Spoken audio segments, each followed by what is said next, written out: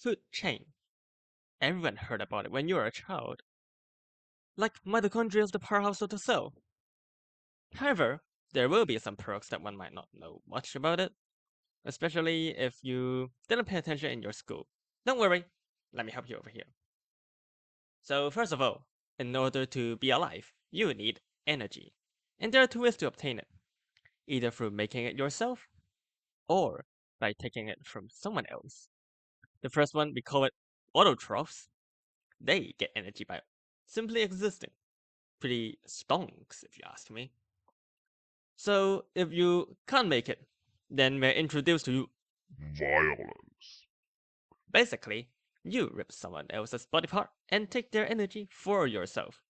These are called heterotrophs, and in my opinion, are much more interesting ones out there. Now, look around. What you see lying on the seafloor are mostly corals and plants, which some of them are the stonks guy as they are the autotrophs.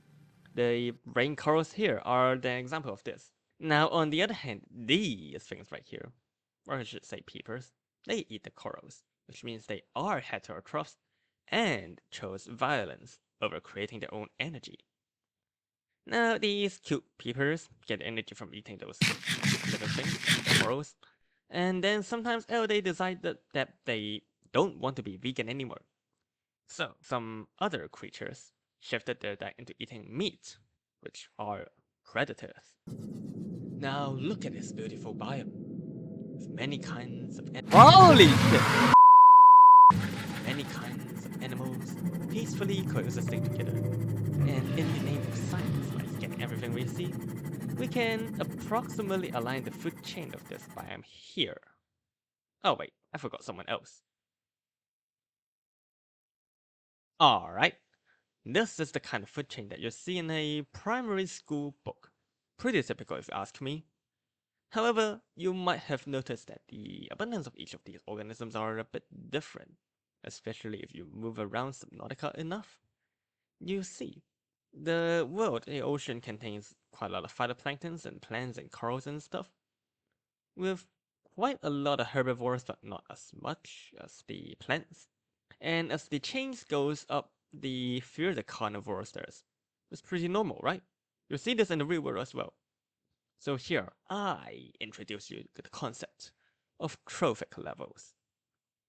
In our world, the one and only ultimate energy source of is the sun. But the sun only showers their energy to autotrophs, which are the ones who understood how to get energy by simply existing. Or in the case of deep sea, volcanoes. But that's another topic. Either way, this means that autotrophs gets the most amount of energy as a whole by being in the bottom of the food chain. And therefore, they can have the biggest biomass and population as well. Herbivores will eat them and obviously get energy from, well, eating them. But they don't get all the energy that the autotrophs get. Organisms use energy to grow their body, respire, homeostasis, poop, radiate heat, and other stuff that keeps them alive. All of which requires energy. Yeah. And when the herbivores eat the autotrophs, not every part of it can be eaten, digested, and converted into usable energy. Sometimes there are just things that are too hard to digest. Other times, they have to be excreted, wasting even more energy. So when herbivores like these eat plants, they only take about 5 to 15% of the energy that the plant itself obtained throughout its lifetime. Okay, let's average that to a 10%.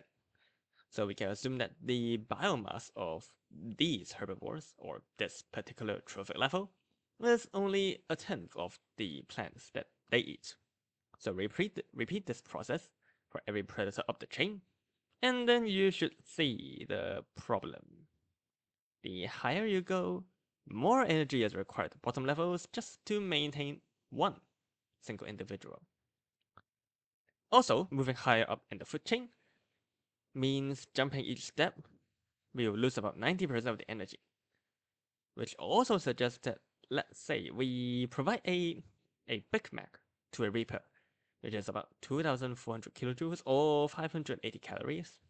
So, we will need about 1,000 Big Macs of equivalent energy to be produced in the plants and corals just to go up through the food chain and feed the people one single Big Mac.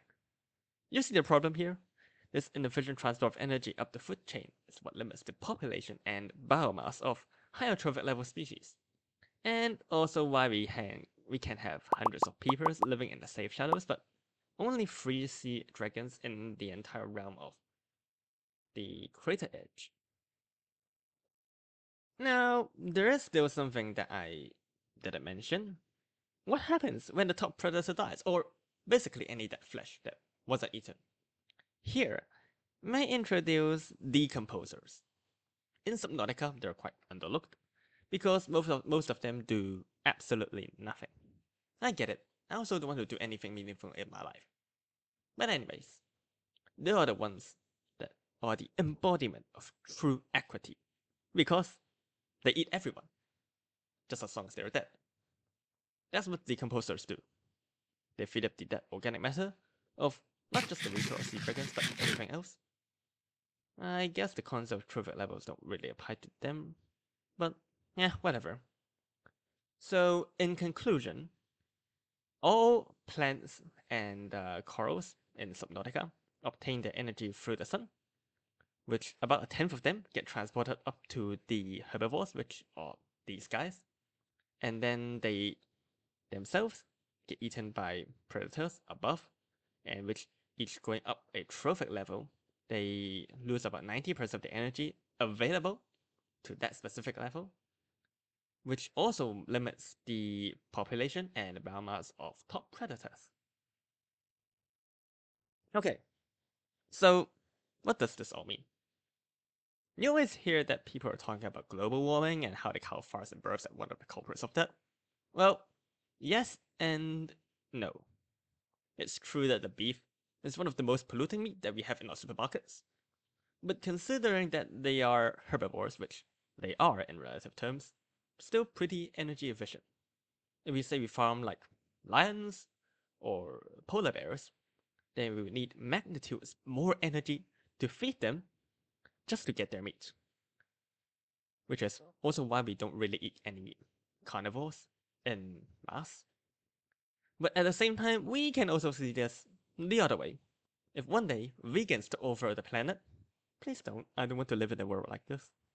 The energy invested into the crops to feed the cows could be eaten by ourselves, which would mean we have like 10 times more energy or food to feed everyone. If considering that all these energy were from the cows initially. This also means we can solve world hunger. Yay! Oh wait. Yeah, how could I forget this? The world already have enough food for everybody.